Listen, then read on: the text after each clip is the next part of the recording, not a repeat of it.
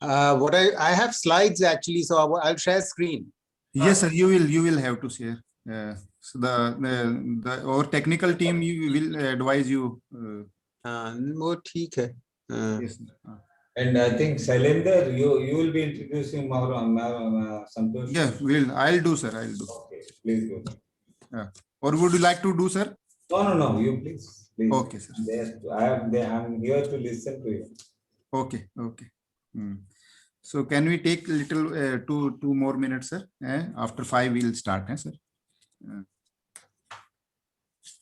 Sure, no problem. Yes, sir.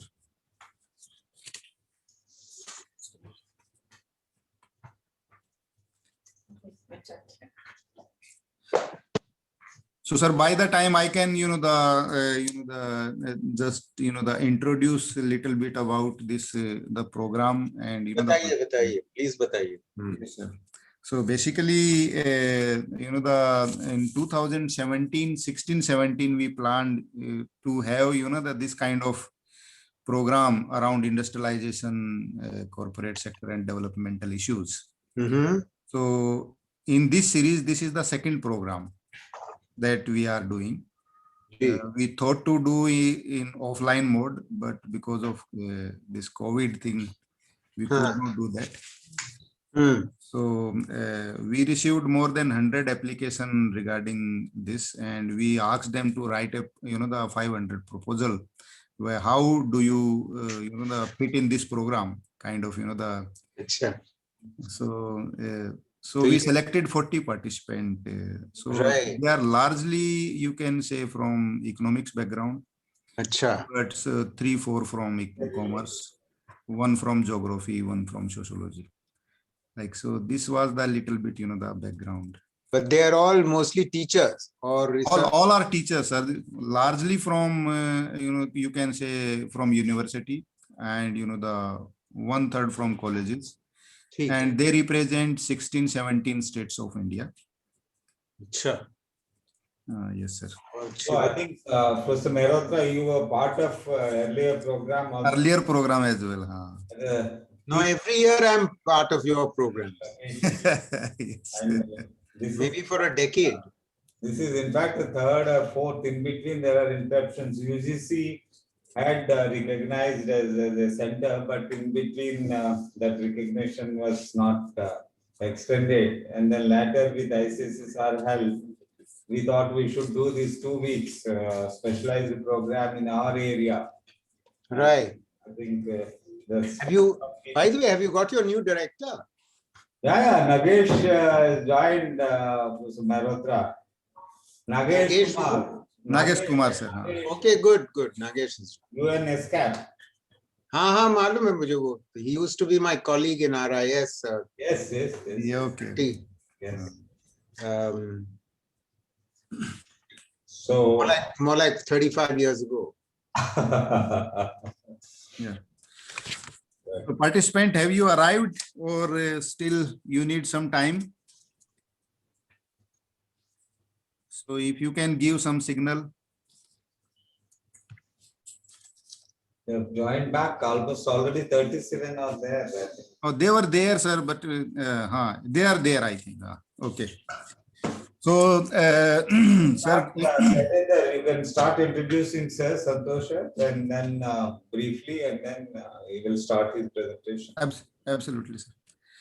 So, good evening, sir. You have a long list, sir. So, let's say if I read everything, it will take 1.5 hours. So, I'll briefly introduce you, because generally people know you from your work. So, dear participant, today we have in this session Professor Santosh Mehrotra. So, he is a PhD in economics from Cambridge University. Currently, he is a visiting faculty at University of Bath, UK. Formerly, he was professor at Jwaharlal Nehru University. He was DG at, the National Institute of Labor, Economic and Research. Generally, the people earlier called it IAMR. He has, the advisor to, the different, in UN system, in several other institutions, national and international institutions. The list is very long. So he is expert in, the labor and developmental related issues and demographic dividend, things like that. And when this COVID, that came, and sir was very, the active in writing, and I can, these two books are very influential book, which I, get an opportunity to, buy this book and then started reading.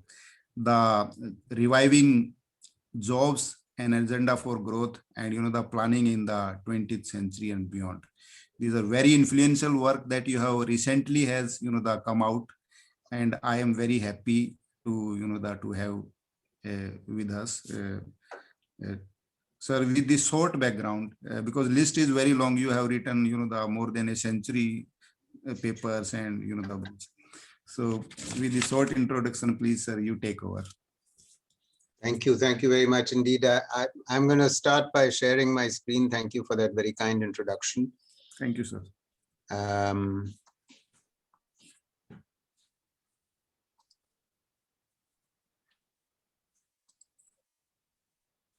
Okay.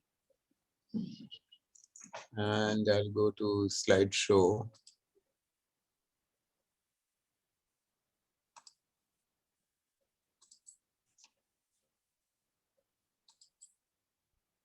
Okay, so you now can see. Yes, sir, we can see, sir. Very good. So, Dr. Huda, as it happens, what I'm going to present to you is from a recent paper of mine in the Indian Journal of Labor Economics, but yes, it's also a chapter. Yeah. It's also a chapter in which you will recognize from my Planning in the 20th Century and Beyond, the Planning Commission and the Niti Aayog book yes, of sir. Cambridge University Press. So I thought this would be an appropriate topic given the rubric of your training program. So what I plan to do is sort of, I don't know, speak for about, I understand this session is 1.5 hours. Yes, sir, 1.5 hours, sir. Right. So you maybe take 1 hour and then I speak for about 45 minutes or so, 50 minutes, and then you have plenty of time for discussion. Yes, sir. Okay, so let me start. So what I plan to do by way of introduction is to tell all our listeners that for 30 years, India has not had a manufacturing strategy or an industrial policy. Now, this becomes particularly worrying given what we know about how dependent we have become in recent years on imports from China in particular. So there is a certain security dimension to the question that I'm raising, but I'm not going to discuss that at all. That is not the objective of this. The point is, any country which is a developing country needs an industrial policy. And let me talk about that. And so that's what I'm going to try and do here. This is always a problem. This, okay. So why does a country like India need a manufacturing strategy? This is what I want to begin with.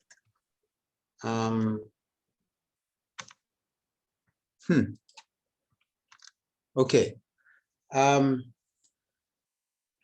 In the process of development, what we know is that people move out of agriculture, move into industry, and then in services. And one of the main reasons why people do that is because productivity in manufacturing is higher than either in agriculture or in services.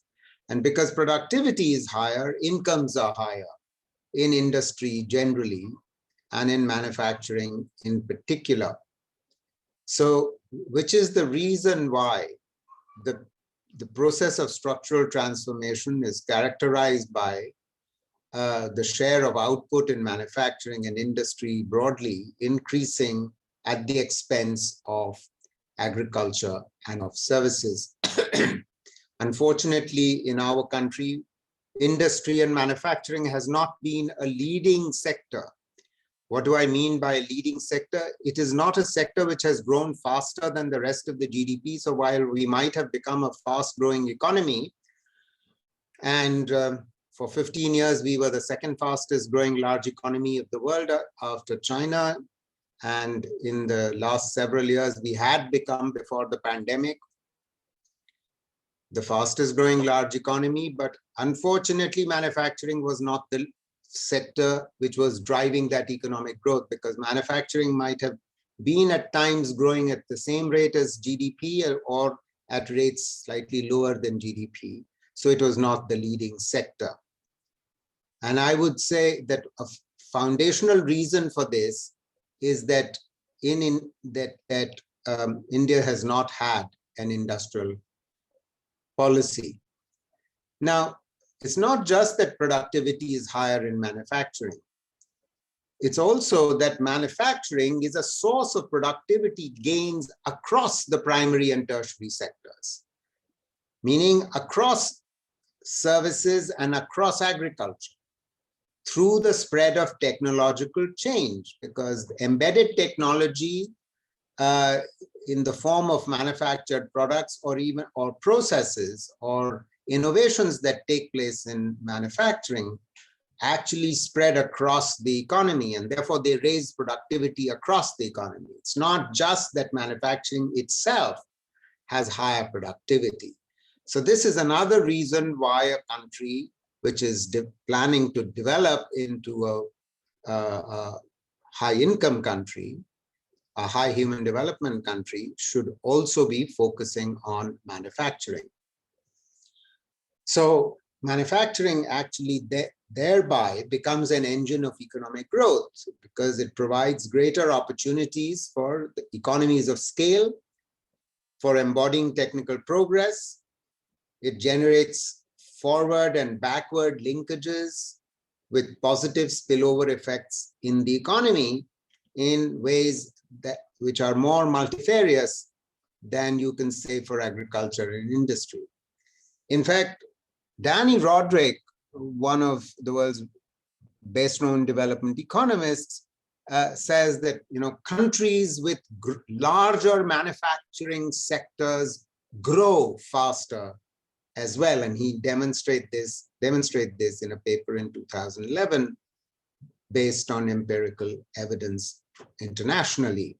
And you can think about it. I just began by talking about China, and China's experienced one of the fastest growth in human history, and in 30 years they grew from 1980 to about 2010 at the rate of 9 to 10% per annum. And manufacturing was their lead sector. It drove growth, which is the reason why they are called the factory of the world. If Asia is called the factory of the world, major reason is because of China, and that's primarily because of its manufacturing prowess. You walk into the supermarket of any, or the department store of any rich country across the globe, Japan, Australia, North America, all of Europe, Latin America, and our own country, department stores are full of Chinese products. How did that happen? It happened over this period because of their manufacturing prowess. I've just given you arguments about why a manufacturing strategy is good for any country, but why do we now need a manufacturing strategy in our country? Well, one reason, if there weren't enough reasons already, is that 100 countries have developed an industrial policy after 2008. Why 2008? Because 2008 was the year of the global economic crisis, which impacted most countries adversely, their economies adversely. But believe it or not, India has not had an industrial policy since 1991. This may shock you, but you look at the government's papers and you'll not find a single document. Yes, the previous government, UPA, did come up with a manufacturing policy for 2011, but it never managed to implement it, unfortunately. So, while 100 countries have developed an industrial policy because the exogenous shock of the economic crisis post 2008 was so great, they felt vulnerable and they decided to create an industrial policy, but not India.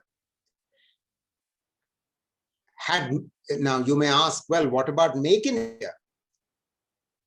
This government has been talking about Make in India. But Make in India has been confined so far, except for the most recent, few months when PLI was announced. We can come back to PLI later, performance linked initiative. But the point is, it was focused on two things: one, ease of doing business, and two, encouraging foreign direct investment. That was it. But had Make in India been so successful as a strategy, manufacturing share of GDP, would it be stuck at 16%? Well, it was 16% in 1991. And in 2018, it was still 16%. And since then, it has actually fallen by 2 percentage points. So much for the success of Make in India. Manufacturing share of GDP has fallen. I want you to understand this. And manufacturing share of employment has fallen under this government, under Make in India. It had been rising between 2004-05 and 2012, manufacturing share of employment from 10.5% to 12.8% of total workforce was then in 2012 employed in manufacturing. That fell to 11.5% again. So both in respect of manufacturing contribution to GDP as well as manufacturing contribution to employment, it has fallen under this government. I mean, just by way of comparison, I should tell you that Bangladesh has a higher share of manufacturing in GDP. Manufacturing and employment than India. We are at 11.5% and they're at 16%. So if we want to resume the path of structural transformation, India cannot skip the manufacturing stage, because a manufacturing policy and a manufacturing capacity would serve the generation of modern service sector jobs. Because what are services? Services, by definition, are servicing the distribution or the production of goods. Who produces the goods? Well, agriculture does, and industry does. Industry here includes mining and construction and manufacturing. The services sector services it, services both of them, distributes the product, engages in trading, finances it, flies people around, the trains run, cars run. Those are services, right? But if output is not growing at a rapid rate, how rapidly can services grow? Which is an important reason why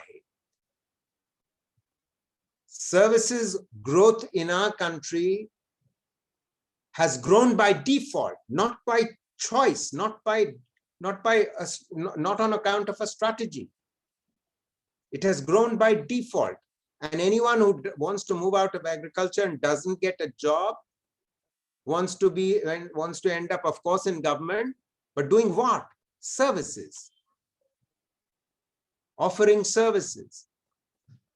And what has happened because of the lack of an industrial strategy in our country is that services have come to dominate both employment and output structure in our economy. So if we want to resume the path of structural transformation, it's critical that we return to a manufacturing strategy, because we cannot skip that stage. There's another reason. Employment is not growing in the non-farm sector rapidly enough. It was growing, non-farm employment, I want you to know, I'll come back to this employment issue in a minute, but non-farm employment was growing at the rate of 7.5 million per annum, all the way from the year 2000 to 2012. But its growth fell before the pandemic to under 3 million new non-farm jobs in industry and services taken together after 2012. And what has happened is that while earlier underemployment was very much an agriculture feature and a feature of agricultural sector, but now it has come to dominate traditional services. So the vast majority of those who are underemployed are informally employed in traditional services. I mean, job growth is happening in the services, and modern services jobs have risen in response to the growth of the economy, but formal jobs are confined to modern services, and modern services don't generate that many jobs. What are modern services?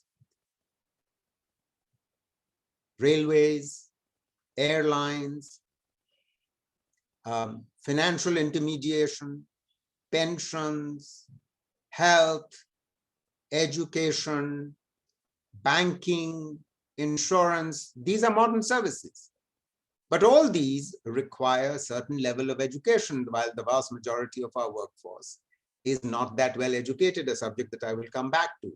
So what I'm trying to emphasize to you is that what we are on is an unsustainable growth strategy, because what we need to do is to absorb more than 5 million new additions to the labor force every year, much more than 5 million, because there are now millions who are unemployed.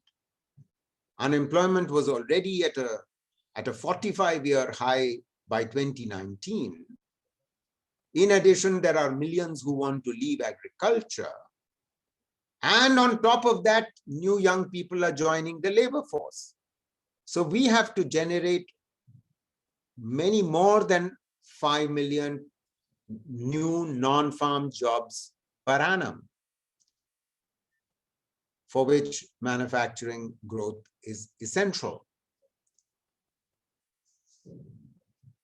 How have we done compared to the East Asian countries? You know, Malaysia tripled the share of manufacturing value added in GDP between 1960 and 2014 to reach 24%. What did I tell you earlier? Our share was 16% till 2 years ago. It has fallen since then. In Thailand, manufacturing contribution rose from 13% to 33%. Vietnam, Bangladesh, they've also seen sharp increases in recent decades. And in India, we've never exceeded 17%. And as I just said, it has actually fallen. Okay, so I'll move on quickly.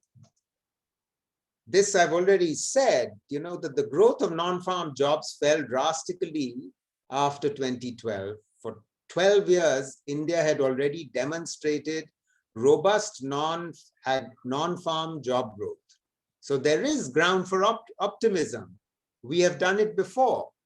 If you look carefully, what you can see here, give me a second, I want to move my screen. Yeah, right. What you're seeing here is what I've just said, that per annum, between 1999-2005, as well as 2005 to 2012, we were generating nearly 7.5 million new non-farm jobs per annum. So clearly unemployment rates remained at 2%, 2.2%. But look at the number to the far right. How many non-farm jobs have we been generating recently? And this is a part of the problem of our serious underemployment and serious unemployment rates. And what is tragic, as I hinted earlier, is that while manufacturing employment was growing at a reasonable pace, not at a terribly fast pace until 2012, it has actually shrunk. It has actually shrunk in recent years under the so-called Make in India program. So what kind of a growth strategy do we need for manufacturing to grow? I'm now homing in on what I really want to say in this presentation. I'll come to manufacturing and what would be the components of a manufacturing strategy in a minute. But before that, I need you to appreciate that for manufacturing to grow, for industry generally to grow, we have to make sure that rural distress declines and our agrarian sector actually generates much higher incomes than it has been currently doing. You know, the farm law agitation, the 3 farm laws agitation, is simply a reflection of the ongoing crisis in rural areas and of the agricultural sector over the decades. And I need you to appreciate and understand that the Chinese manufacturing success story and generally the East Asian manufacturing success story was built upon a prior agrarian revolution. In fact, when the Chinese began their economic reforms in 1979, they spent a whole decade reforming their agriculture. They did not begin by reforming industry. We focused our attention after 1991 on reforming the regulation, opening up the economy, etc. But largely, those reforms affected industry and trade and affected the manufacturing sector. We did not carry out the kind of reforms that were necessary in agriculture. And hence we are facing an agri-crisis. You see, if we were to focus not on input subsidies, simply providing minimum support price for agriculture, rather focus on investment in the agrarian sector, it would generate an endogenous growth model with rising demand for manufacturers and hence the supply of manufacturers, because agricultural produce provides supply of inputs for the production of manufacturers. But in some ways, more importantly, what agricultural growth will enable the country to do is actually allow growth to happen, income growth to happen in agriculture, and that would generate demand for manufacturers. One of the reasons why our manufacturing sector is not as thriving as in East Asia is because growth of output and incomes in the agrarian sector has been relatively limited. And I would argue, and I won't say very much on this subject any longer after this slide, India faces a fork in the road in our agrarian strategy. Either we continue with our decades-old strategy of providing MSP for outputs and support that with input subsidies, free or highly subsidized diesel or electricity or water. And when this strategy begins to fail, you start offering cash support to farmers through PM Kisan. Either we continue along this road or we move towards an agriculture investment-based model to raise productivity. So India, I'm essentially saying, faces a fork in the road in its agrarian strategy. And we just must remember that the literature demonstrates for us that in China, agriculture proved 4 times more effective in poverty reduction than industry or services. But of course, it's not just focusing on agriculture. It's also that China ensured labor absorption of workers from the farms in the non-farm sectors. India, unfortunately, because it's failed its agriculture and did not have an industrial policy, faces a situation where 42 to 44% of its workforce, which is in agriculture, produces 15% of India's GDP, which shows how low is the productivity of agriculture, because if 42% of our workforce produces 15% of our GDP, it shows dramatically how unproductive our agriculture is. So essentially, an endogenous growth model would suggest the following, that agricultural growth would create the demand for manufacturers because it produces wage goods which generate non-farm rural jobs, and it pulls workers out of agriculture into manufacturing and construction. Okay, all this I've already said, that that manufacturing share of GDP was 16% and has remained unchanged, and in fact has recently fallen. Manufacturing employment has actually fallen. So what went wrong with the 1991 industrial policy statement? Because the last industrial policy statement was in 1991 when the economic reforms began. Okay, so let me spend a few minutes talking about that. I mean, unlike East Asia, in 1991, we did not adopt an explicit manufacturing policy. And for 29 years since 1991, we have not had that. All that the 1991 industrial policy statement said, that we are going to reduce the sectors in which the public sector will operate, we will reduce, we will deregulate, we will de-license, we will cut tariffs, we will remove non-tariff barriers, we will encourage foreign direct investment. That's essentially it. It was a sort of implicit manufacturing policy, and a very skimpy one at that. It was just assumed all along that if we did all of that, manufacturing will thrive on its own. Well, that's not the way manufacturing thrived in East Asia or in China. So what were the problems with what we did? We needed to carry out those reforms, but we needed to supplement those, which is what I'm going to talk about in the rest of my presentation.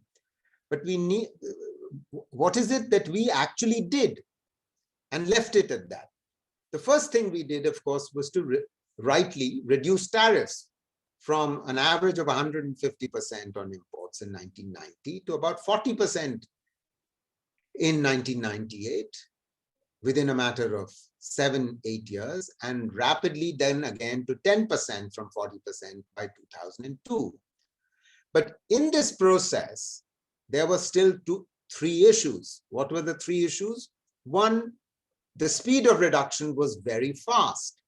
It was not just that it was very fast, we reduced tariffs well below the WTO upper bound rates. In other words, we would have remained compliant with WTO rules even if we had not reduced our tariffs so fast and so much. In a majority of products, we reduced our tariffs to rates below the upper bound, the upper limit of rates provided for in WTO agreements, which unfortunately, of course, affected our small as well as large manufacturers very adversely. So a process of deindustrialization suddenly set in. I could give you examples of that, but in the interest of time, I'm going to avoid that. There was a second problem with this implicit strategy.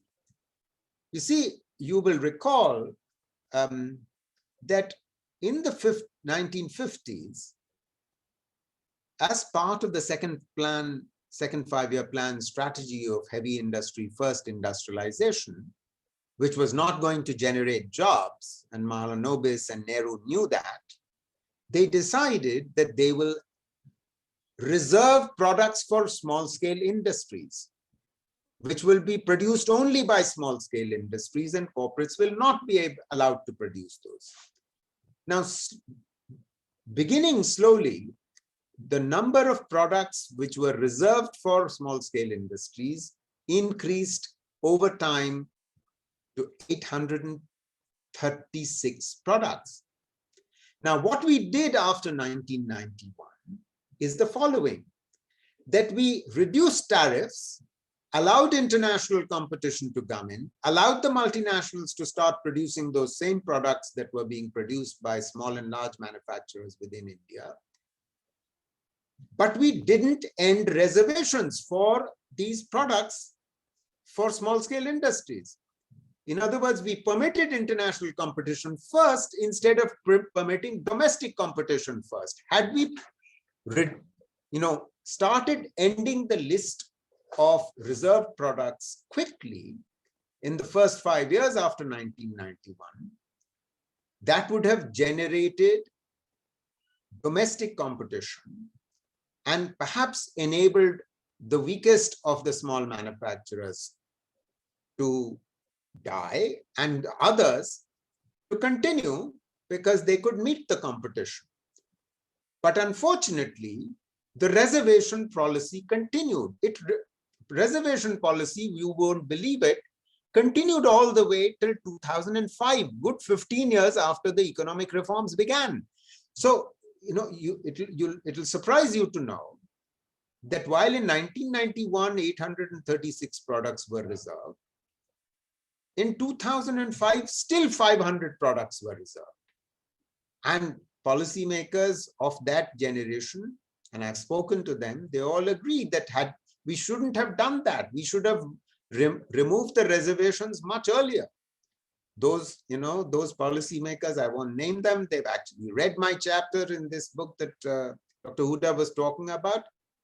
So this was a problem. It led to deindustrialization again. There was a third problem, the structure of tariffs. You see, post 2002, we signed a number of free trade agreements. And the result of signing free trade agreements was the following, that an inverted duty structure emerged, which adversely affected our manufacturers. What is an inverted duty structure? It means the following, that finished or consumer goods tariffs were reduced. So imports flooded in, and the finished goods tariffs were actually lower than the tariffs on raw materials or intermediate inputs, which could be used for domestic manufacture of the same products. So on finished goods, the tariffs were relatively low. The tariffs, on the other hand, on raw materials or intermediate inputs were higher. And this is called an inverted duty structure. When what should have happened is the exact opposite, because what this did was to reduce the effective rate of protection for domestic producers. Because if you have a higher tariff on finished goods, then there is an encouragement to produce domestically. If you keep a lower tariff on the raw materials needed and intermediate inputs needed for domestic manufacture of the same products.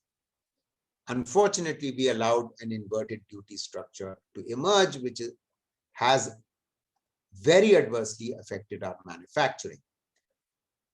Okay, so let me move on quickly. So what do we need to do?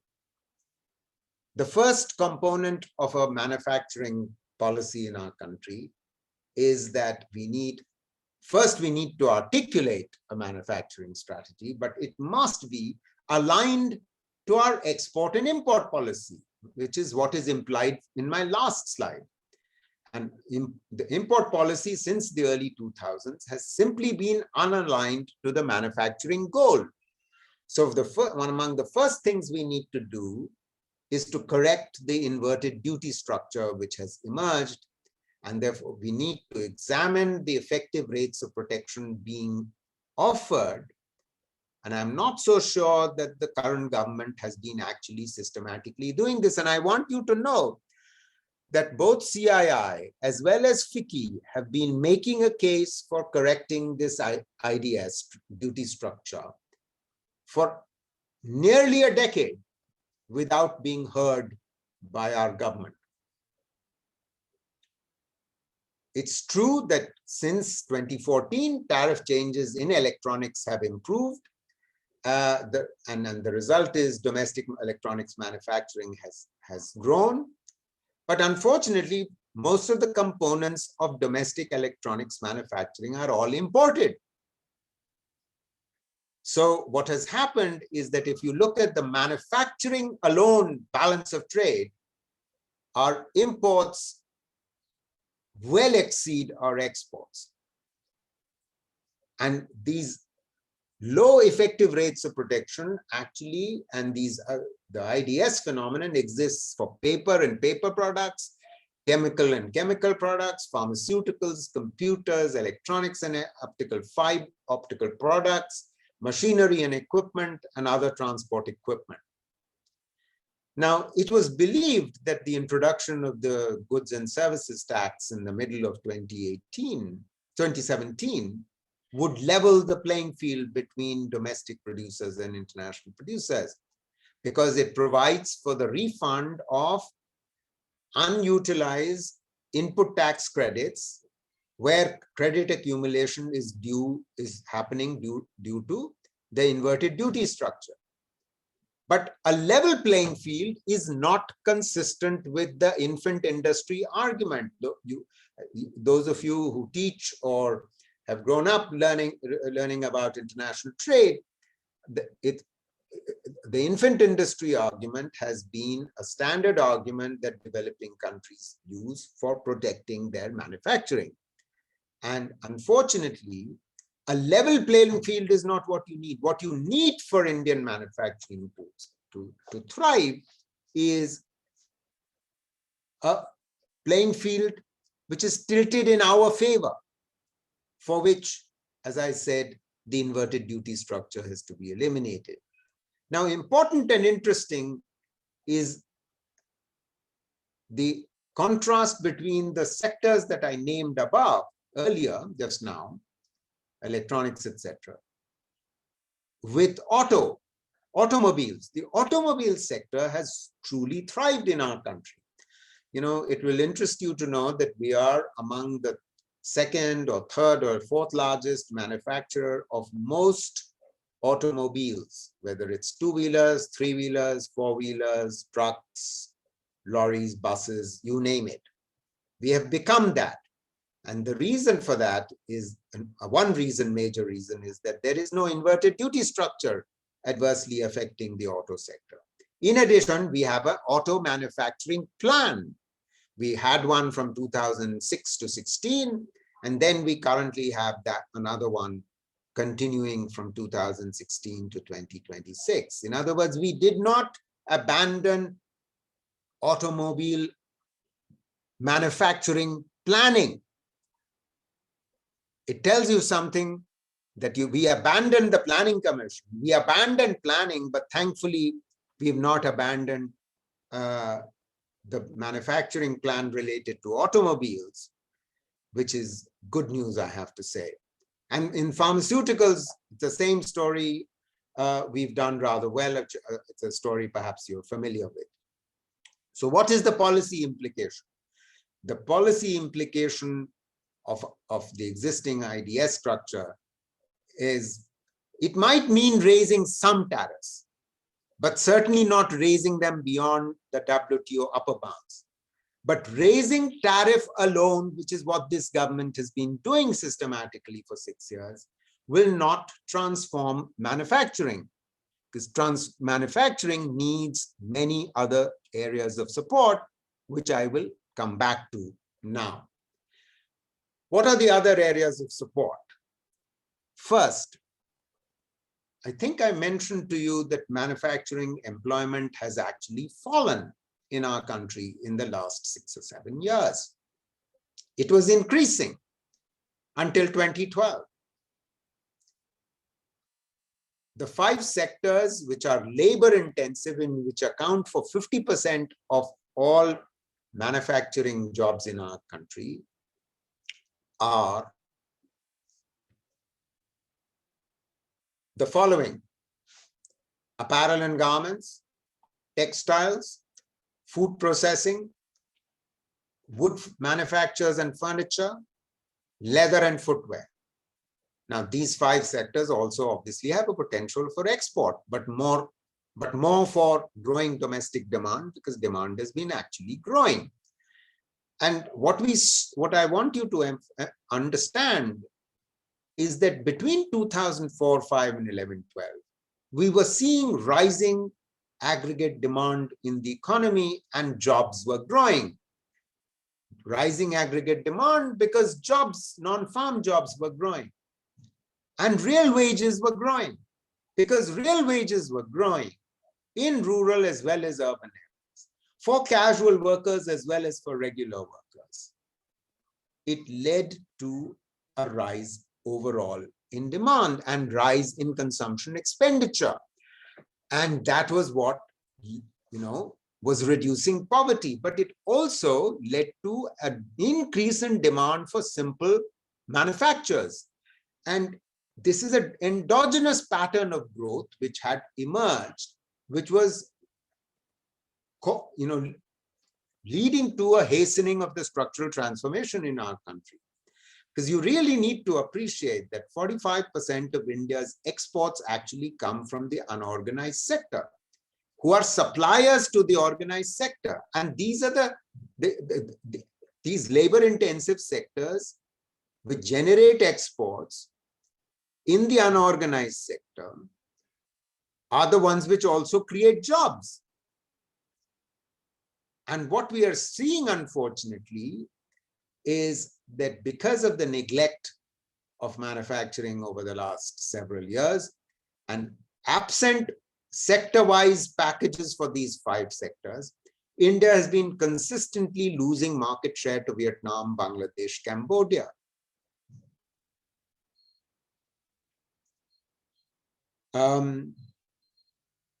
The current government did provide a package for garments in 2016. It did provide a package in 2017 for leather.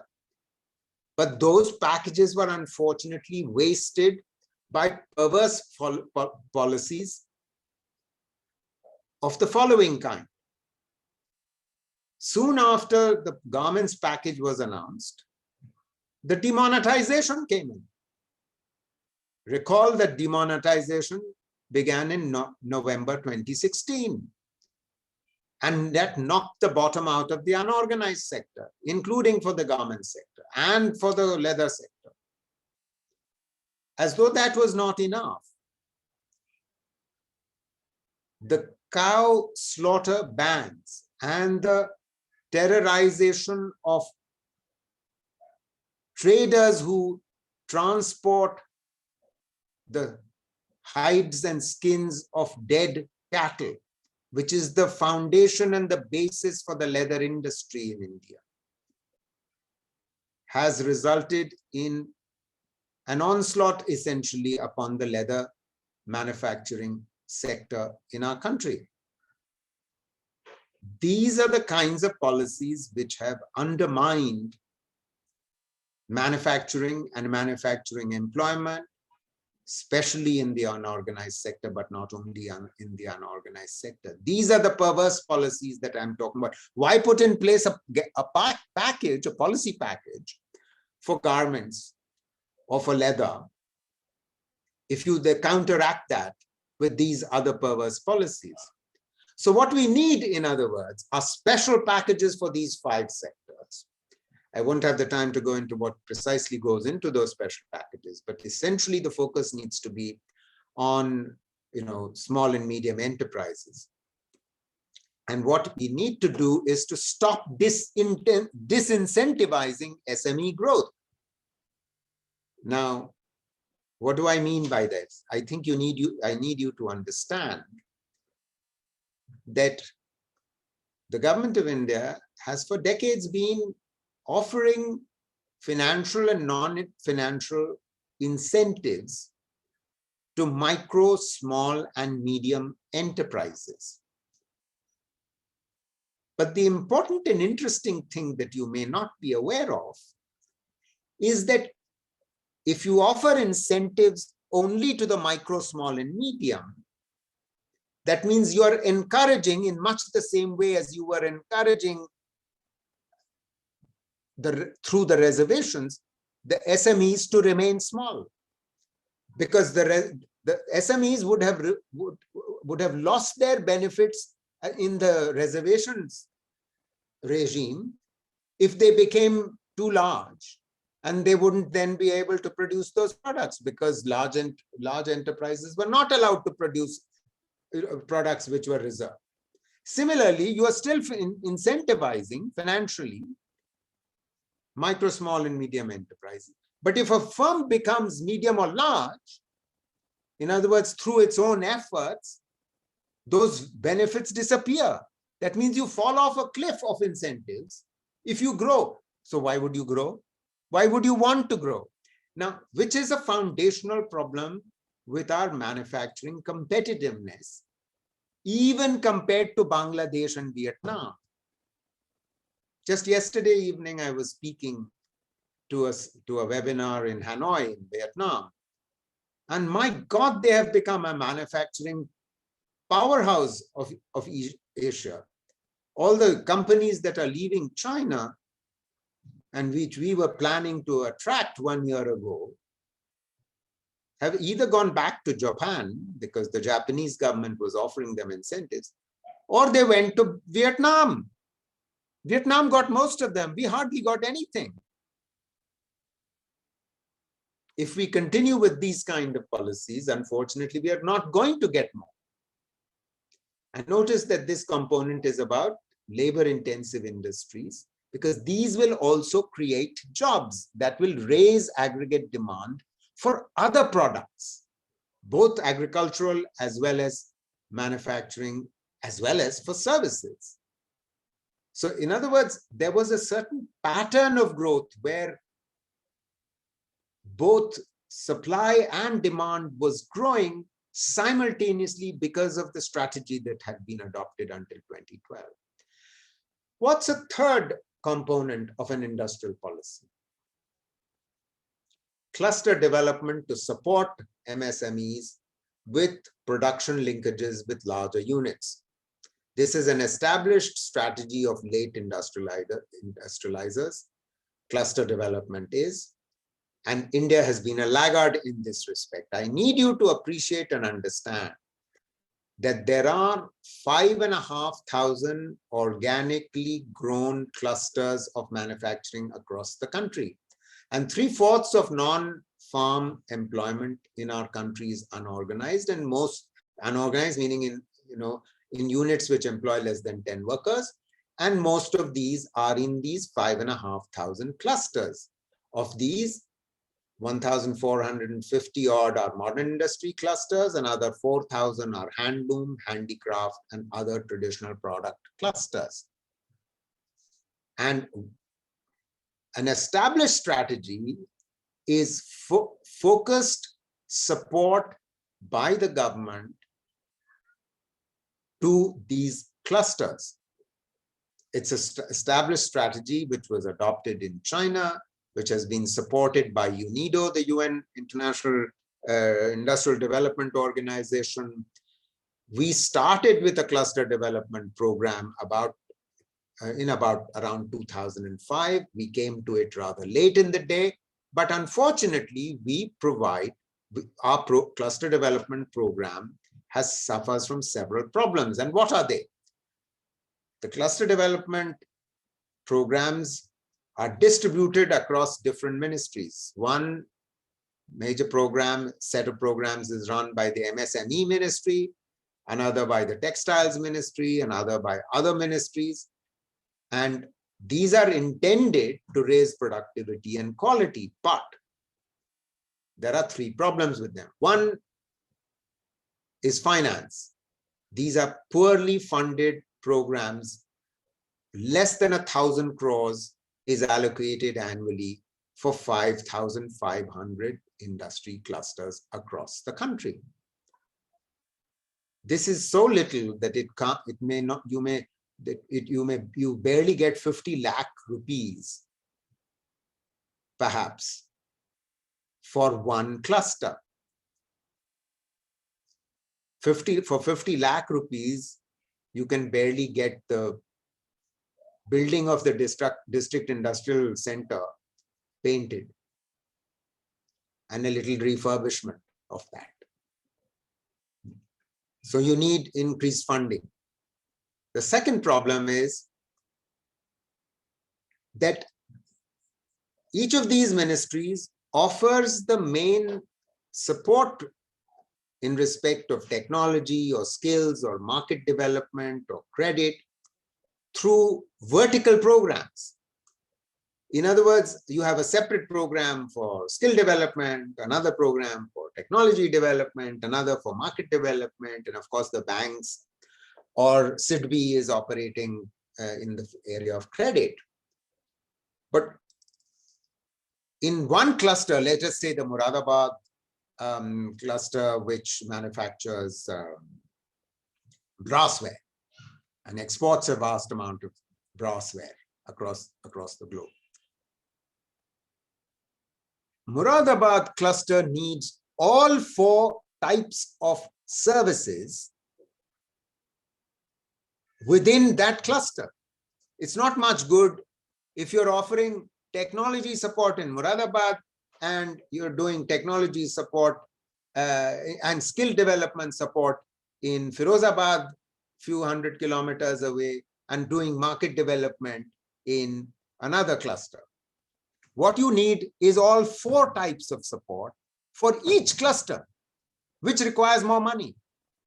So you need cluster level integration of these input services. Thirdly, I don't have to tell you how poorly educated and poorly skilled our workforce is. I could deliver a separate lecture on that subject for you. I won't go into that. But what we also need is skill development. Now, how can that be done in these areas? If you want to upgrade the skills of the workers, who are mostly poorly educated, poorly technically skilled, have no formal certification.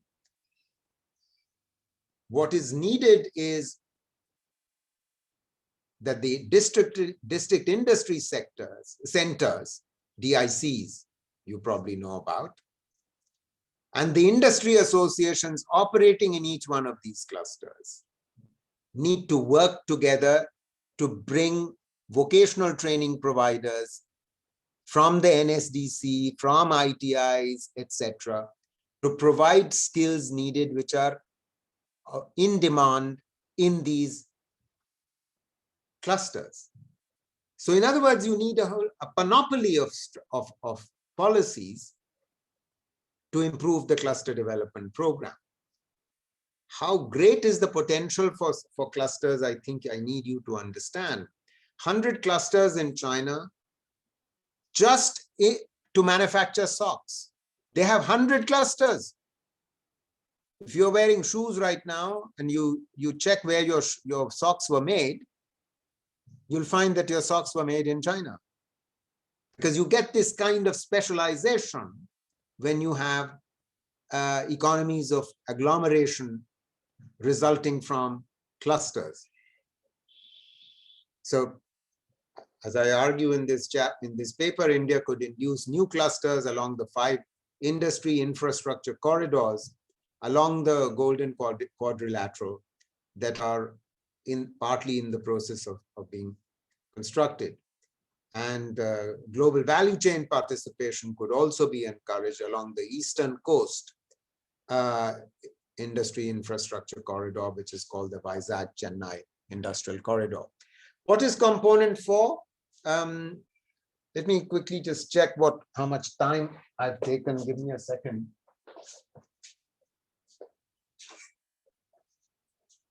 Yeah. I'll finish in the next 10 minutes or so. Component 4, well, this is quite important and it is complementary to the cluster development. Most mid-sized towns in India, which is where the clusters are, have poor infrastructure. So what we need to do is to align urban infrastructure development with manufacturing clusters to create jobs. Now, what do I mean by that? What I mean is the following. Well, the Ministry of Urban Development funds a program called Amrut.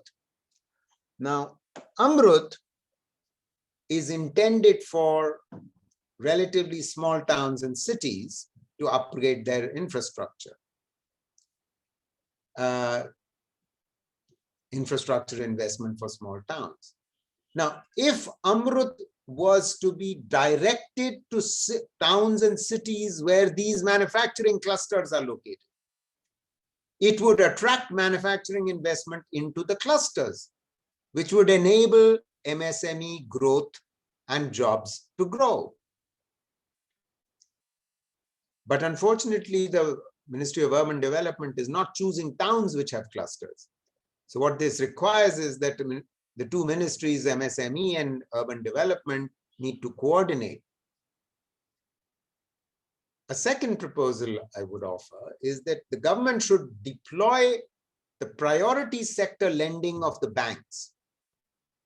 You know, the government of India, sorry, the Reserve Bank requires all scheduled commercial banks to allocate 40% of its credit outflow for agriculture and for MSMEs. 22% for agriculture, 18% for MSMEs. That's called priority sector lending. Now, every year banks are required to reach this 40% goal together. But often banks don't reach that. And the argument I'm making is that this shortfall from the priority sector lending should go to SIDBI, which is the Small Industries Development Bank of India.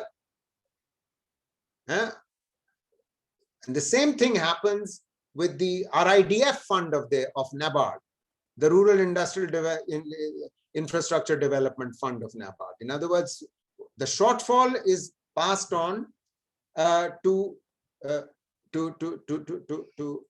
RIDF is passed on to NABARD. And I'm saying scheduled commercial banks should pass on this shortfall to SIDBI to lend to state governments as soft loans for infrastructure and cluster development in their states. Because better infrastructure in small towns will also prevent youth, who are all much better educated than before, from migrating to larger cities.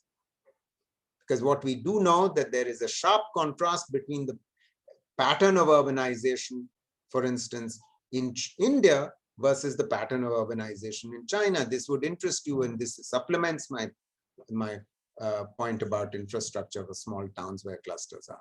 You see, if you look at the pattern of urbanization in China, you'll find that about half of the urban population of China is located in mid-sized towns.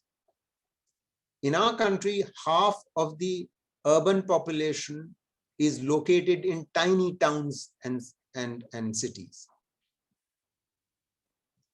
What is with a limited amount of scarce resources that governments have, if you're trying to improve infrastructure, you should try to improve it in mid-sized towns, not in metros, not in state capitals, but in mid-sized towns, which is where preferably the clusters are. And that would attract the population to those mid-sized towns in much the same way that urbanization has happened in China. Fifth, human resources. Well, it's not just that East Asia had an industrial policy. East Asia also had an education and a vocational education and training policy designed to underpin that industrial policy. What do we need? We need to locate training in these clusters that I've been talking about. If we located training in these clusters, one advantage would be that that is where the jobs are. So these young people who are getting better educated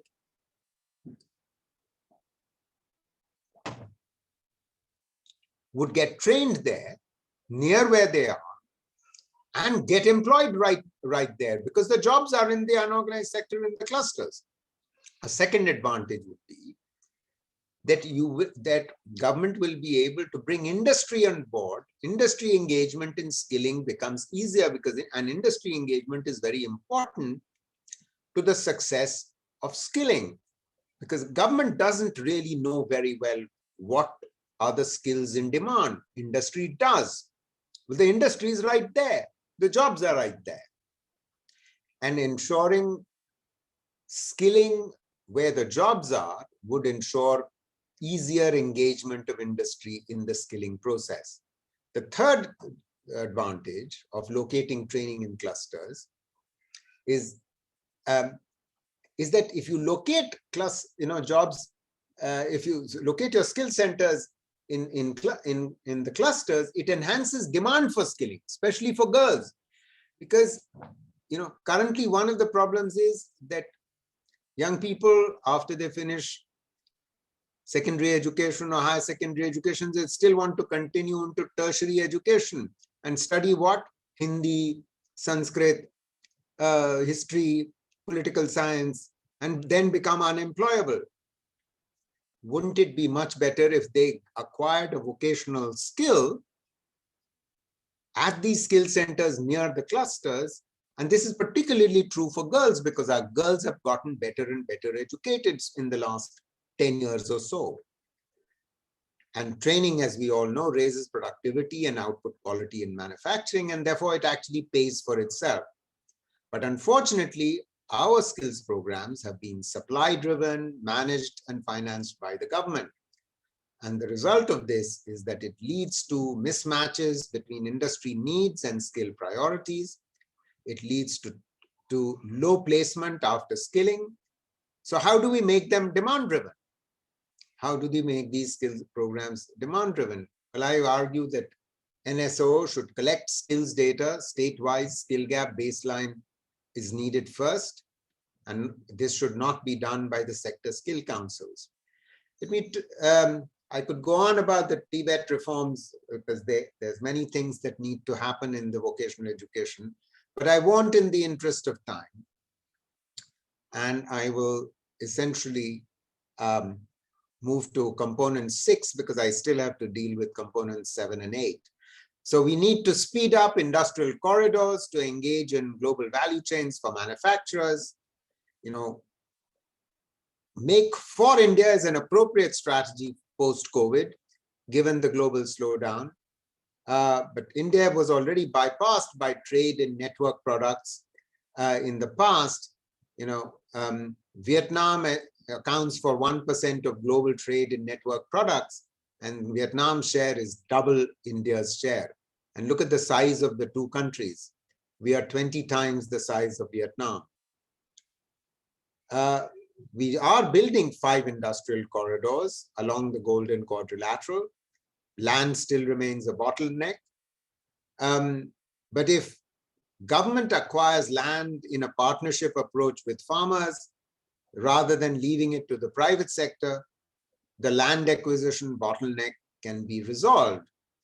Unfortunately, it has been left to the private sector in the case of the Delhi-Mumbai industrial corridor, which has led to very slow development of this DMIC. So clearly what is needed is much better interstate coordination to be performed by the center and the states together if our industrial corridors along the GVCs are to thrive and thrive quickly. What is component 7?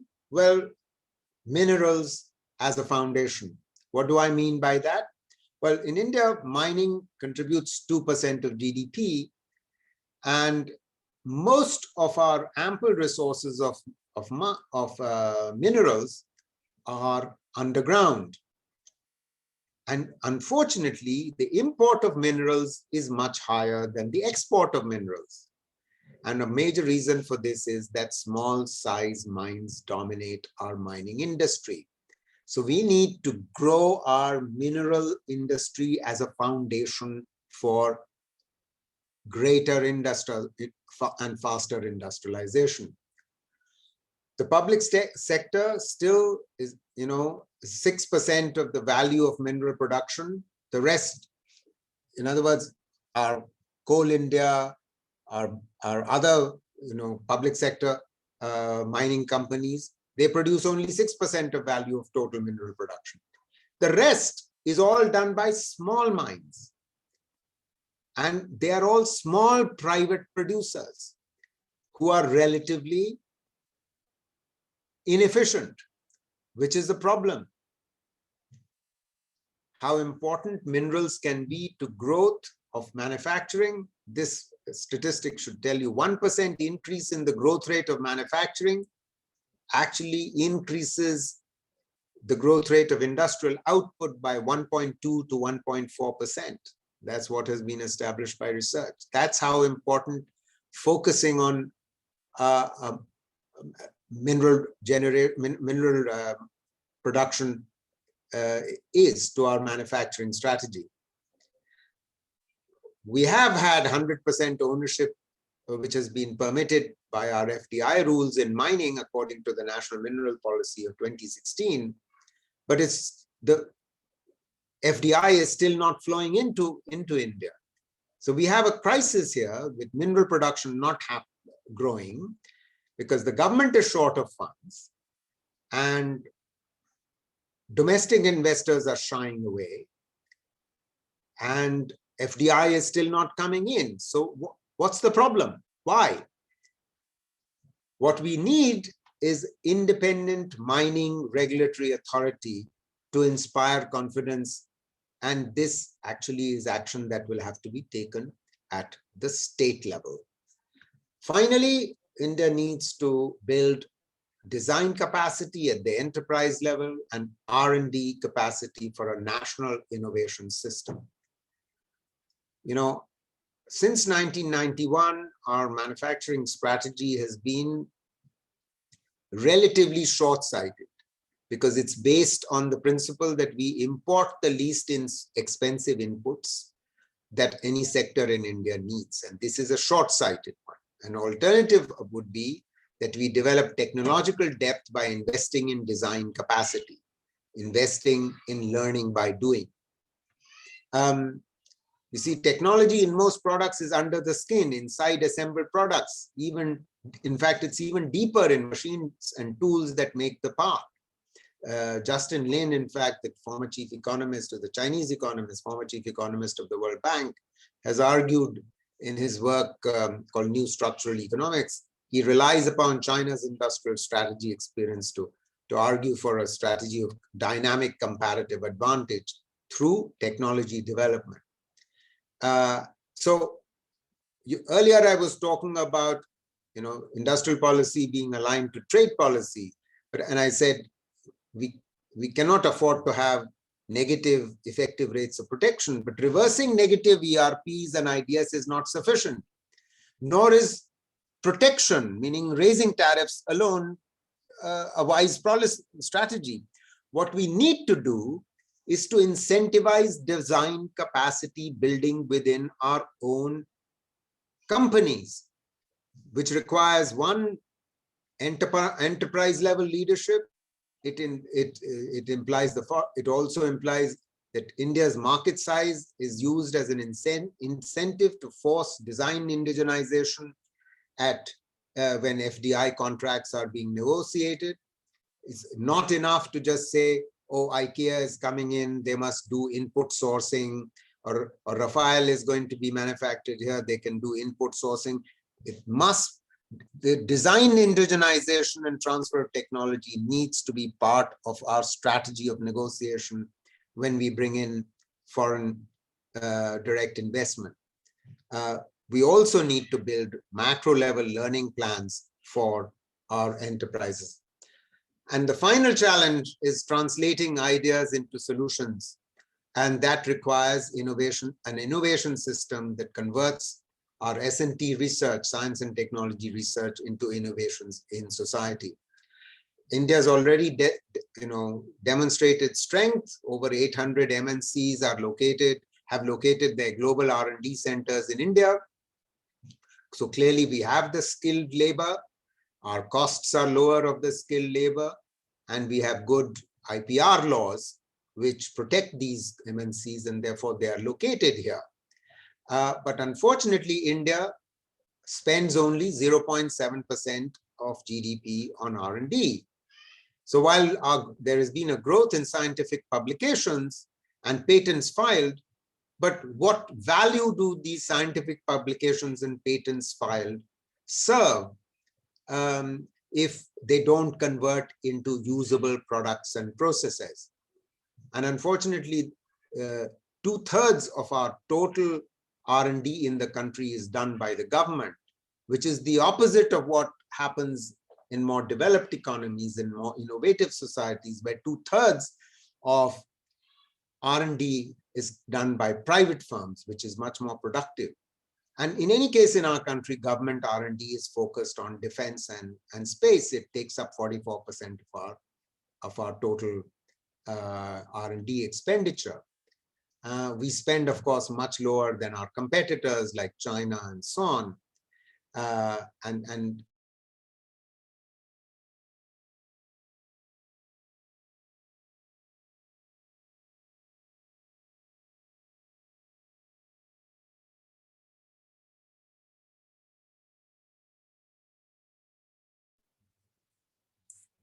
Sir, we are not able to hear you.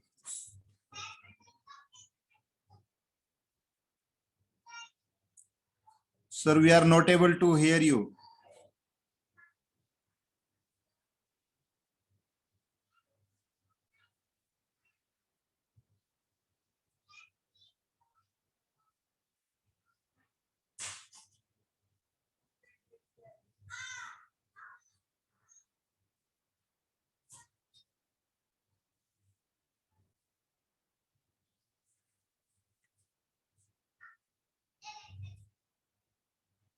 Dhananjay, Rakesh, लगता है exit हो गए sir वो कुछ. Okay. Oh, let him rejoin. Problem हो रहा होगा. Maybe internet problem. Let him rejoin. Participant, please wait.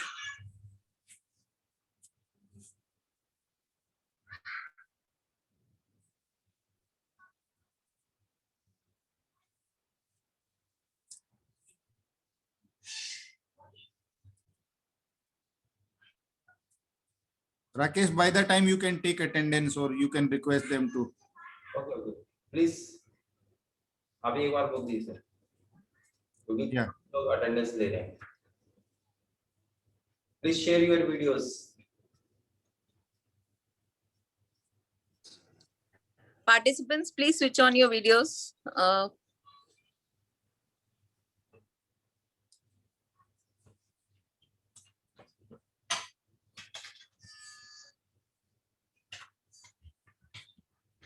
Yes, sir, please rejoin if you can.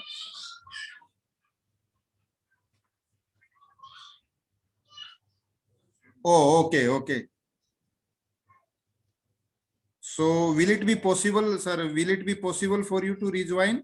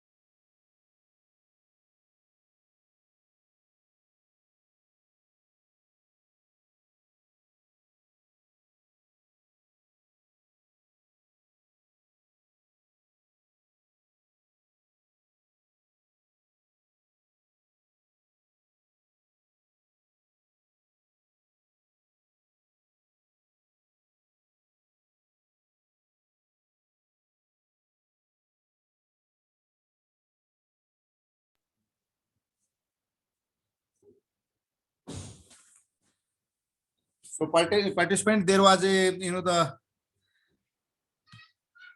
power supply cut. So therefore, so sir is saying just in 30 seconds I'll be there. It happened because of power cut.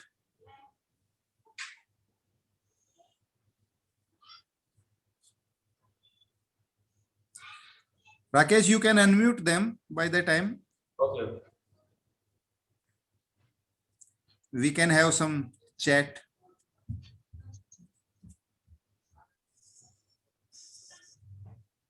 This tells about the infrastructure bottlenecks. Yeah. So we can expect, this online mode always. We have to be ready with this kind of. Yeah. So people, how you are whether you are enjoying this session or you can. Really extremely beautiful session, Yeah. really informative, really It's so thrilling to listen. structured, so structured. I mean, just, Okay. the components are, so separately given, and it's so nicely explained. Each and every point is so nicely explained. It's really a very nice session. Absolutely. So there is no Linda, can I doubt. just put in a request? Yeah. The thing is that if you can just give the email ID of all the presenters that that presented in this session, that would be very helpful for us to invite them also for our college for the some future seminars and all. Right. That would so we will be able No, to. Ronnie, actually, what we have planned after this program over, so we are going to share with you the materials which they have shared with us, the PPTs, and the email IDs Thank you that so we much. will That share would be in one go, helpful. Thank you, and thank you you. can use for your the future thing. Thank you, sir. Thank you. Thank you, sir. Thank you, sir. We have that kind of plan. Sir, So along with the schedule, every day you have been putting. absolutely, everything will be there with you. Don't worry about that. And one more thing, just we would like to know as to how can we associate with ISID, because you are doing a real research and you are in the field, you know what is happening, and this is a once in a time, just a seminar that has been happening. More than that, if we can have a long-term association, like we are actually doing research, we are actually doing guiding our students for the PhDs. So if we can just have some interaction whereby our students can come over to your place and have some guidance with your experts and all. So how can we do that? Have a long-term interaction with ISID, if something like that can come out. Okay, Ronnie, can I take? I got your point. Can I take a call? Our director is calling me.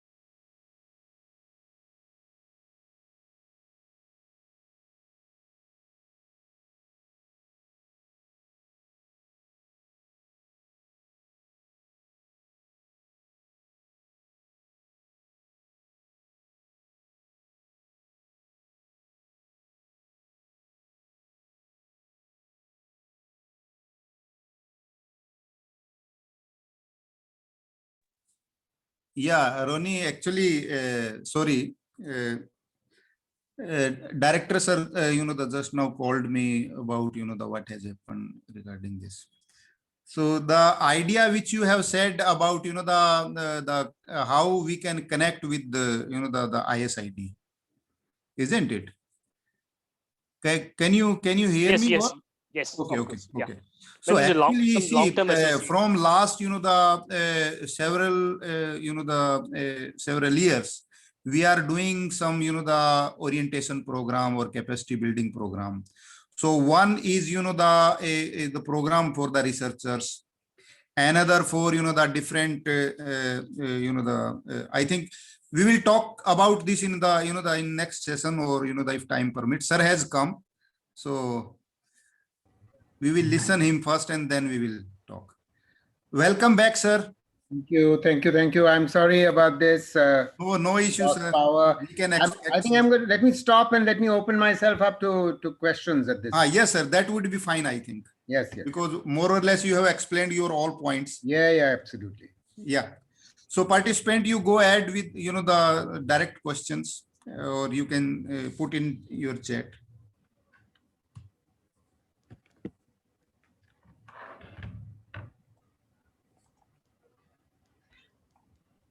Yes, Anirban. Yeah, I have a question, just a query actually. So thank you for this nice presentation. And so can you hear, sir? Can you hear? Anirban? Yeah, no problem. Okay, sir. Okay.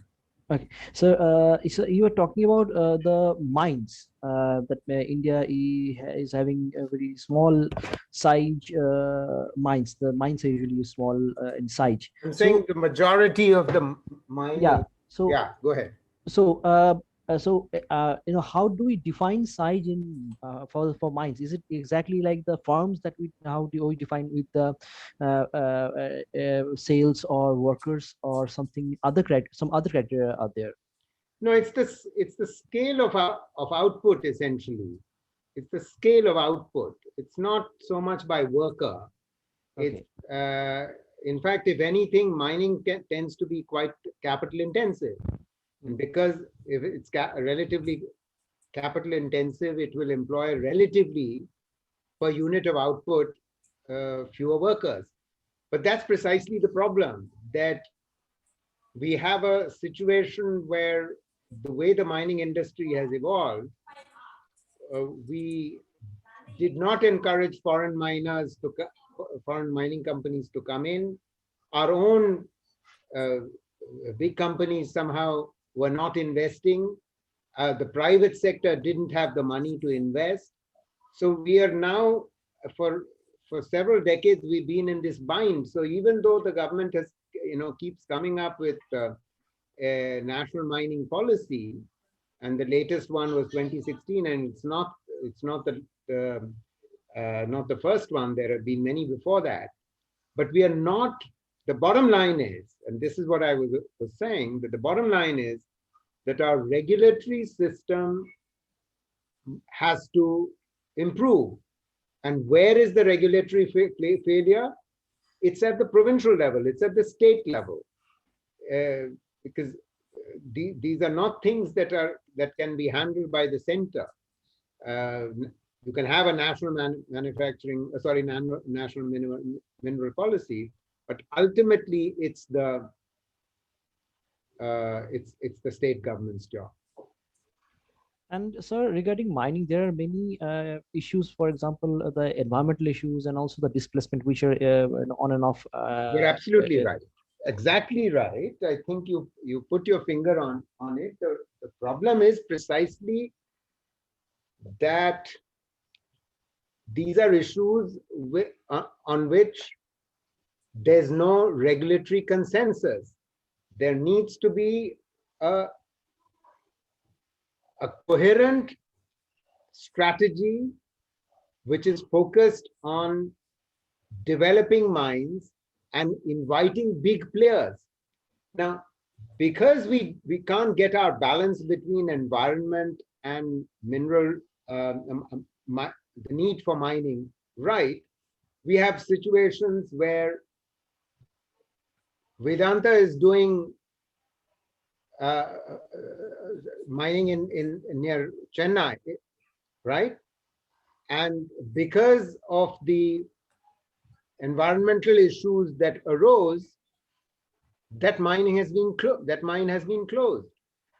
And Vedanta has been rightly putting out massive advertisements in recent months, which you would have seen, which is saying, from being an exporter, we become an importer of copper.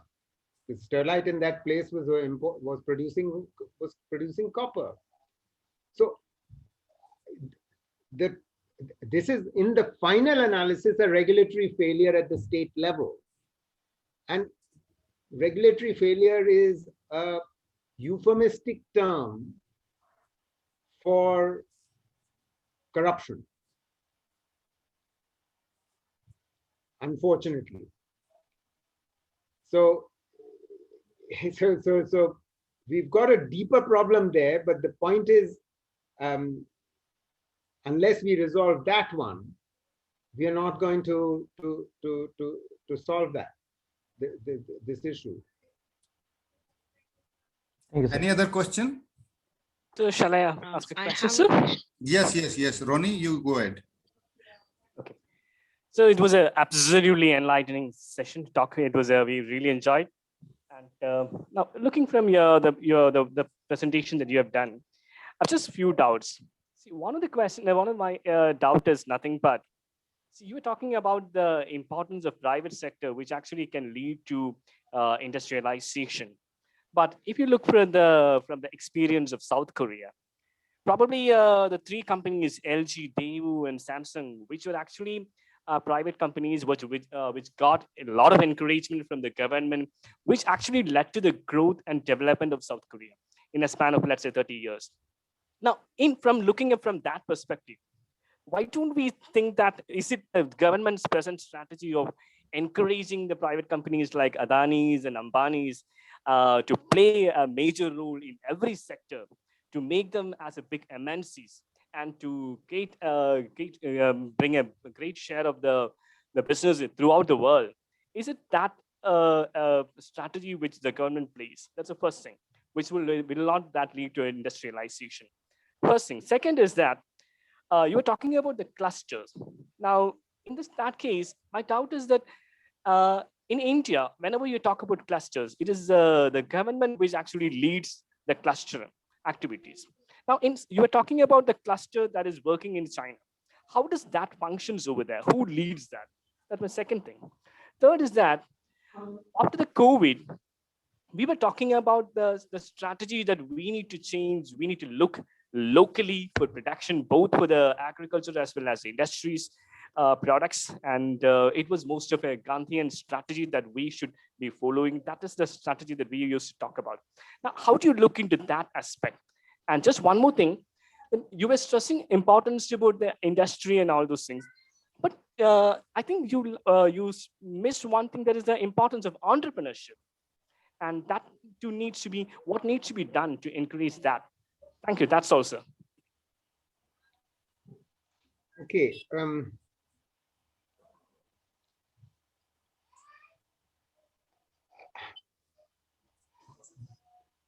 You see, we need big companies. We need our micro firms to become small size at least, our small to become medium size at least, our medium to become large. The government needs to support this growth. I pointed to what are the bottlenecks which are preventing even medium from becoming large. Your question about, where you mentioned Adani, is just about the large alone. Do we not need more large companies for India to produce more multinationals? That essentially is the heart of your question. India already has plenty of multinationals, by the way. It's not that we don't already. I think the problem with the strategy that has been adopted by the current government is that it seems that in the corporate galaxy that we have, there are only two chosen boys. That is the problem. The problem is not that you are supporting large firms to grow larger. What we need is more Tatas. In other words, you know, and I'm connecting this to your third question about entrepreneurs. The last 20 years, I would say 30 years since our economic reforms began, has seen a massive outpouring of our entrepreneurship, and the firms which were in the top 30 or which belong to the Sensex 20 years ago, 30 years ago, are not the top firms today.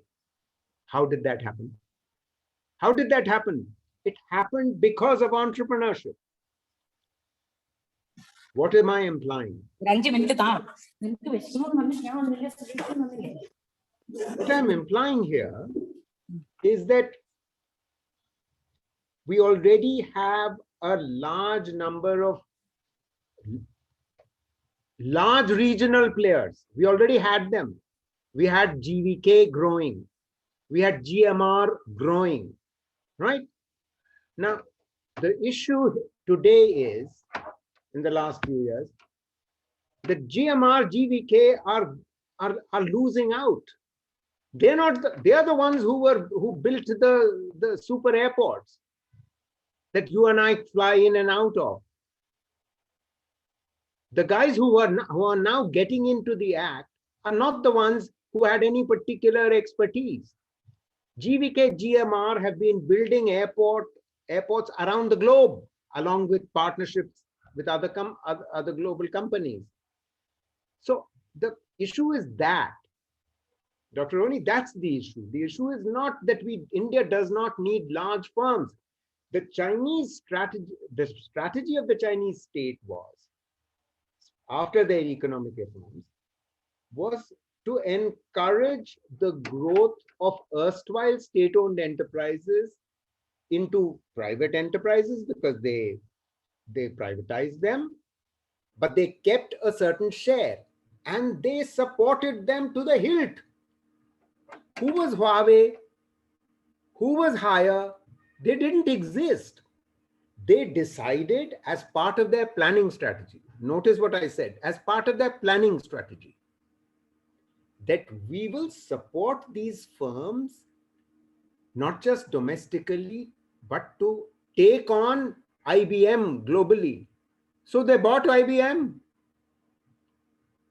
Yeah, they bought out Volvo. You follow what I'm saying? So I think my argument is slightly more nuanced than the sheer argument, oh, don't we want large firms in India? Now, there was a second question that you were asked, which I've forgotten what it was, sorry. So I think it was a question related to the COVID-19 that after the COVID-19 pandemic. There was always a saying that we should look locally for the industrial products as well as the agriculture products. And in that process, what happens is that the local area gets developed. And after hearing some of the sessions in this seminar itself, many of the presenters were talking about the importance of going back to the Gandhian philosophy of Gram Swaraj or the self-reliant policies. So that is where how do you look into that? That is what I'm just looking at. Well, I'm sorry. I think we are well beyond, doffing our hat to Gandhiji. I think we are in the 21st century. Gandhiji was born in the 19th. He was already dead in the middle of the 20th century. This country became, started to develop after that. So let's not even go there. I think Gandhiji had made a profoundly important point about that India lives in its villages. Now, what is it that he implied there? What I take away from that is two things. And I talked about one of them, I didn't talk about the other. The one thing I did talk about was, though I used the term cluster development, was rural industrialization. You see, cluster development is actually, it would enable small towns to grow in such a way that they draw in the villages and the even smaller towns around them. That is the meaning of a cluster. Okay. On the second thing that was implied in Gandhiji's Gram Swaraj, etc., was decentralization, decentralized forms of governance. And what's important is that we have had since 1992-93 our PRI system and our urban local bodies which were revived. Unfortunately, the state governments do not want to transfer the 29 subjects that were required to be transferred to the ULBs and the local bodies. Because they've not been transferred, they don't have the funds, they don't have the functionaries, because they don't have the functions. And I want you to understand this,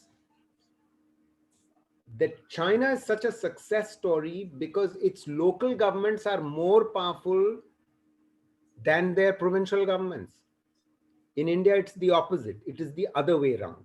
Our provincial governments, our MLAs, our provincial ministers don't want to part with power with the local governments.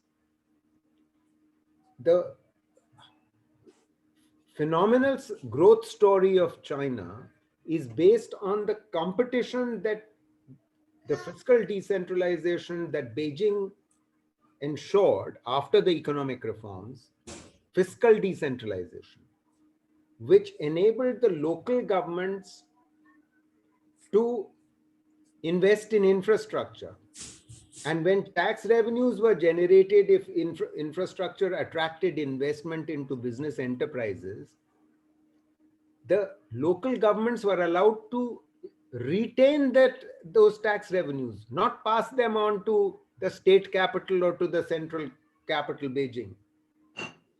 In other words, there was an incentive to tax your township and county and retain the revenues and compete with the neighboring township, compete with the neighboring county. This led to a phenomenal growth of business activity across the whole country. There's a whole literature around this growth. China's GDP growth is based on this model of fiscal decentralization. We are a highly fiscally centralized country. When we start giving 42% to our states through our finance commission, we make a big deal of it. You know what the difference? You know how much? What is the share of expenditure that Chinese local governments account for? Over 50%. In India, it's 5%. After all the devolution, and they also collect taxes and retain taxes. So we need to understand that Gandhiji has to be reinterpreted based on the 20th century success stories of development. You know, I repeat, Gandhiji was dead in 1948. He didn't see the phenomenal success story of East Asia. He never lived to know that. You follow what I'm saying? So, you know, it's our job. It's your and my job to interpret this and the history, the economic history of the second half of the 20th century.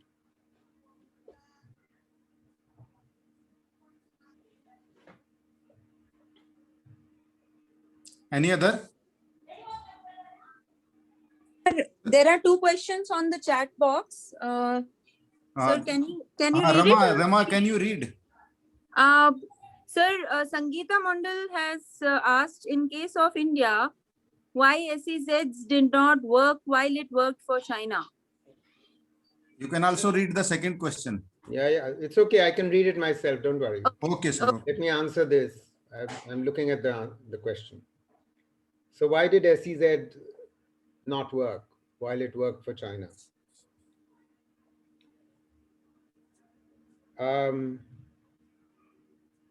Because we allowed our SEZs to be captured by some of our cronies, big business houses.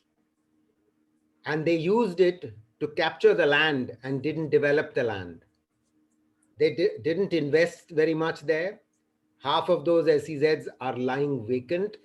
It's being used as a way of allowing the value of land to rise over time. People were given land, they didn't use it, they were not penalized for not using it in the way it was intended to be used. That has happened to our SEZs. And I mean, I'm not saying this has happened across the board, this happened to many of them. Now, what is the story I'm trying to tell you here? The story again I'm trying to tell you is, if you allow cronies to capture government policy, then this is the opposite of what happened in Korea, and this is the opposite of what happened in China. Let me explain. In China, if a billionaire's net worth rises above $10 billion, I'm saying $10 billion, not $80 billion, which is what has happened to Reliance. Okay. 6 years ago, Reliance was 44th in the ranking of global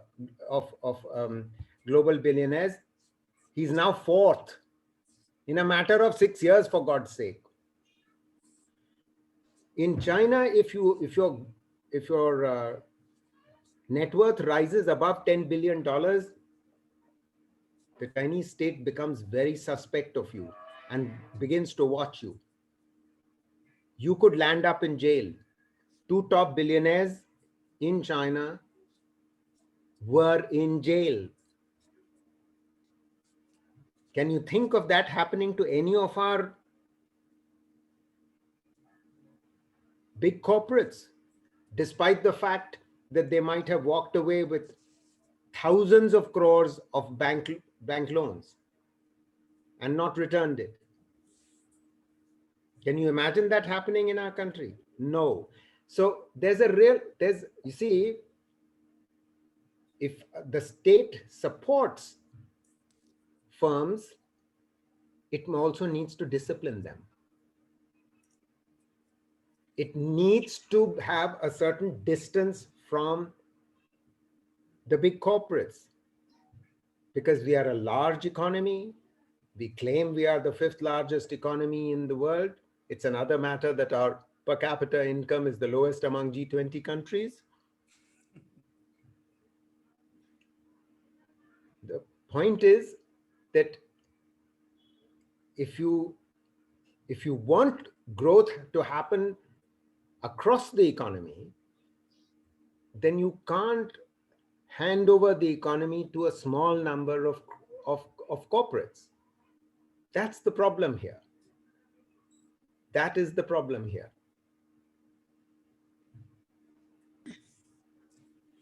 So there are few other questions in on chat, if you can answer. Neha Grover asked. Yeah, I can look at the question just a minute. Yes. Give me a second.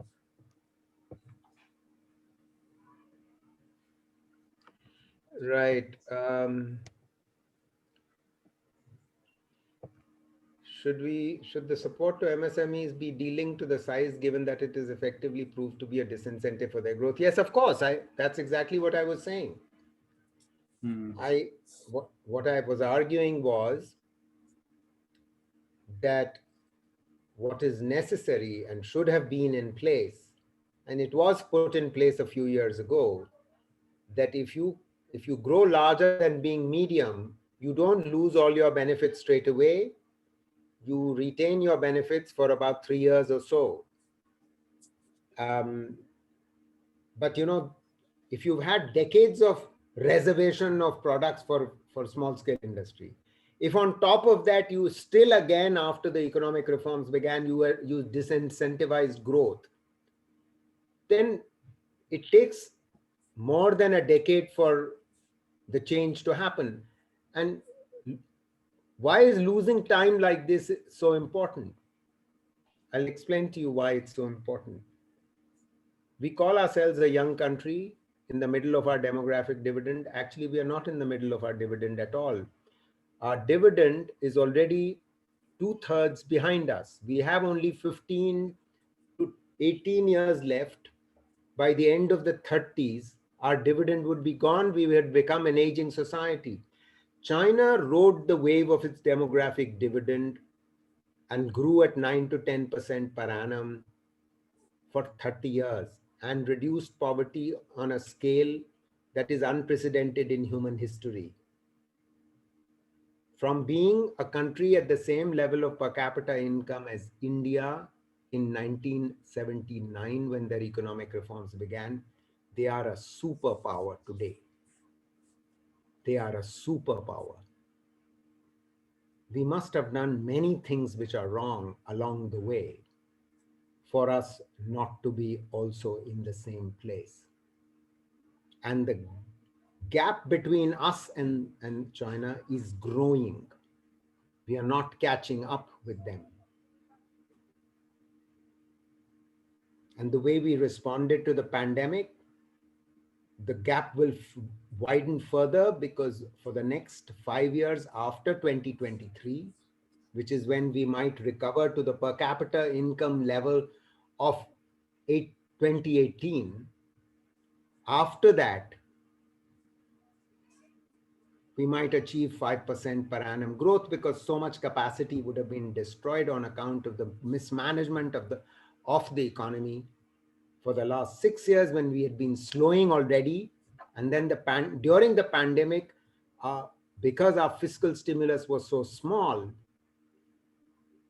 our economy contracted, the greatest among any of the G20 countries. The greatest contraction. Can you answer the question why? Why? For two sets of reasons. One, because our lockdown was too early, too sudden, too unplanned, unnecessarily national in scope, and unnecessarily strict and stringent. The Chinese didn't lock down their whole country. They just locked down Hubei province, which is the capital of which is Wuhan. That's it. They didn't lock down the whole country. We locked down the whole country at 4 hours notice. South Africa also carried out a national lockdown, but they gave 4 days notice around the same time. Unplanned, unnecessarily stringent. Do you know about the Oxford University School of Government metric about the stringency of lockdowns? Ours was the most stringent in the world. And to boot, it was unplanned, causing a crisis in the lives of millions of migrant workers. And a contraction of the economy, which is among the worst in the G20 world. As though that was not enough, in 2020, we got three stimuli: monetary policy, credit stimulus, fiscal. But our fiscal stimulus was barely 2.2% of GDP, when the emerging market economies put in place a fiscal stimulus of 4.7% of GDP. I was part of government in the Planning Commission. When the 2008 crisis came, we put in place a fiscal stimulus of 3.5% of GDP. Our fiscal stimulus in 2020 was 2.2% of GDP. Half. In other words, what we are saying is that we not only locked down badly. Can I call you back in 5 minutes? I'll call you back in 5 minutes. Yeah. Not only did we carried out the most mismanaged lockdown, we also did not respond to our crisis as we should have. And therefore, we will continue to pay the price for years to come. So there may be several questions, but now it's around 7 o'clock. I know. I think you'll have to let me go. Yes. Thank you, sir. That's we were thinking. So we can have, sir, another kind of the lecture series that we can start, and we can invite these people, around these kind of themes. You have lot more to say because you have done a lot of work, different area, different the developmental issues. So thank you very much, sir, for this, the very wonderful, the very informative, the very planned lecture that I would say. And I really thankful to you.